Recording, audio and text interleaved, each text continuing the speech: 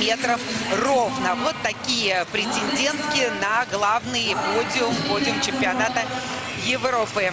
Ну а Дарья Клишина в этом году имела результат 6.80, 6.87. Ее личный рекорд 22-летней российской спортсменки, кстати, которая приехала сюда защищать титул чемпионки Европы в помещении, поскольку именно эта спортсменка в 2011 году стала победительницей континентального первенства в помещении. Здорово, здорово! И на планку отталкивания попала отлично. И результат сейчас будет, ну, наверное, за 7 метров или около того. Это лучше, чем Лизье. Совершенно точно нам дается результат 7 метров 1 сантиметр. Серьезнейшая заявка. Ну, прямо остерегусь сказать на победу, на всякий случай. Но этот результат дает нам понять, что даже находится в прекрасной форме.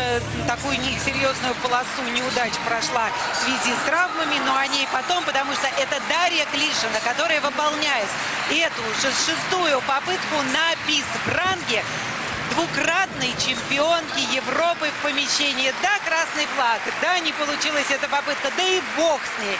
7 метров 1 сантиметр, это более чем достойно. Великолепный результат, показанный прямо в первой попытке. И этой попыткой она убила, просто деморализовала всех своих конкурентов.